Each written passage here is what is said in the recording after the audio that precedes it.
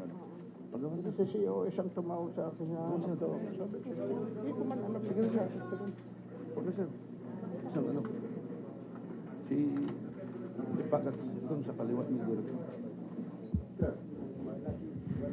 Si Asik. Dito na, sir. Yes, sir.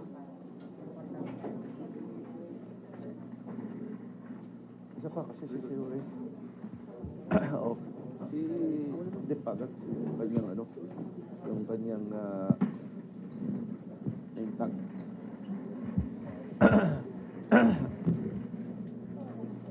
Director, can we also ask po, Kong Teves, is it okay po? Tingnan natin kung sasagot siya. Sige po. Hi, sir. Sir, how do you feel now po na after 2 years, finally, you're back in the country po? And how do you feel na, kasi di ba meron kayong pending pa na appeal for asylum, tapos inuwi po kayo, pinayagan po ng Timor-Leste government na makabalik kayo sa Pilipinas despite na pending pa yung appeal? Yes, because actually, dun kasi, I've been there for 2 years. I know quite how the government there works, no? So, there's this judicial thing, but there is also what they call it something like political, which is the government. Oh. Iba pa yung ano ha? Iba pa yung presidente doon, iba pa yun sa government eh. Government there is different. Their president is something like ano lang, parang king ba, para siyang figurehead, yes. So there are several factors there which are distinct and separate, but as to who is more powerful, and I cannot say anymore, no? Because sa totoo lang, I just won with finality my case in extradition, but they used another thing about expulsion, which technically I still had a few days to reply, but hindi ko alam ano nangyari. Pero sige na lang, tapos na yun. I mean, useless discussing things, I mean, over spilled milk, no? But sa totoo lang, of course, malungkot ako dahil syempre makukulong ako na habang makukulong ako. So kahit hindi pa, di ba, dito kasi makukulong ka kahit hindi ka pa convicted, no? But may mga ano naman yun, si Attorney Ferdy na bahala. But what I'm saying, on the other hand, I'm also glad that I haven't seen my mother for 2 years. My father died last December. Hindi naman lang ako nakauwi. So it was quite painful.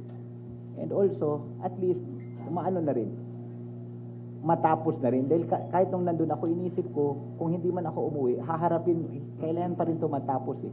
Ito lang sana yung request ko sa sa korte na sana mabilis yung kaso. Dahil sa totoo lang, kung tatrabahoin talaga yung kaso, sandali lang yung sandali lang naman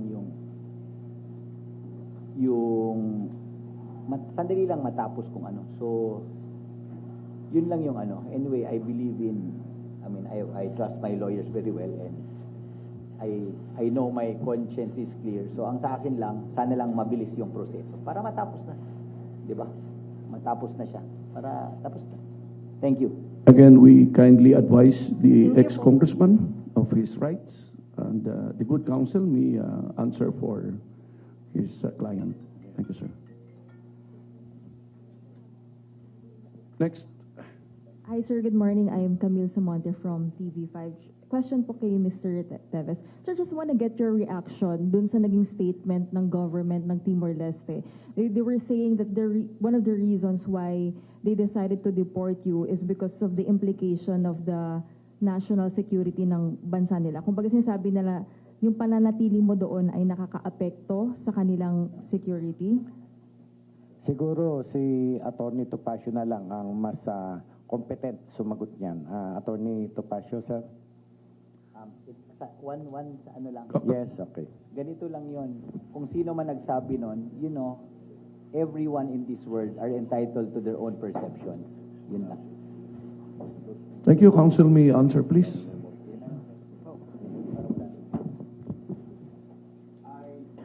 I affirm the statement of my client. Thank you. Okay, last na lang po from my end. Sir Teves, you mentioned earlier na you know na darating din naman yung punto na haharapin mo rin itong mga kaso. Why did it take you so long to stay in Timor-Leste? Bakit hindi na lang po natin hinarap ito sa korte? I mean, a lot of you here know me ever since my days in Congress. I'm a very honest and sincere person. I will be very consistent. Even our pleadings in court, I had not had, even now, still have, but of course, here I feel safer with the NBI because pasalamat ako kay Director at sa lahat ng staff ng NBI na maganda yung pagtrato nila sa akin mula nung pagkuha sa akin hanggang ngayon. So, my concern is really my life, my security. Handa na po kayong harapin si Mayor Janice Digamo? Wala naman problema. I mean, I can face anybody in this world. Thank you po. Thank you. Kindly address your questions to the good counsel. Next. Good morning po. Kay Attorney Topacio po. Attorney, now that meron na pong movement itong ating kaso, ano na po yung mga next steps po natin and yung mga plano pa po natin na gagawin?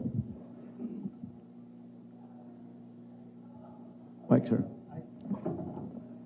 Well, I cannot comment in detail on that because ngayon pong nasa territorial jurisdiction na ng Pilipinas si Ginoong Teves at may kaso po, maraming kaso katulad naman po ng nabanggit ng ating napakagandang Chief of Staff ng NBI, that sub judice rule now applies.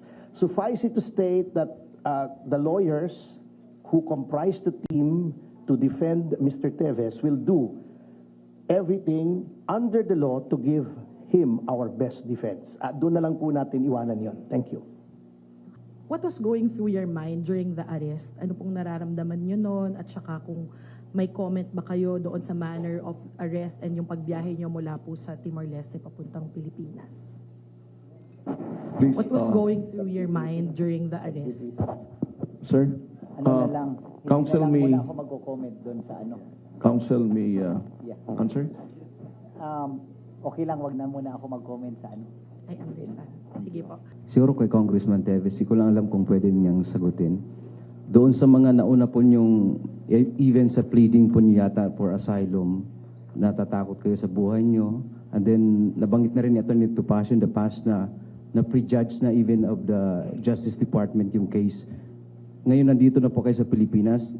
Umaasa pa ba kayong magiging impartial po ang government sa pag-treat dito sa inyo pong kaso?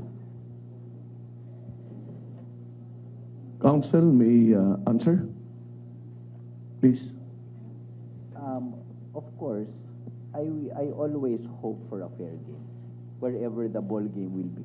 In any game naman be it sports, be it judicial, be it whatever. Be it a debate. We hope that the playground is, I mean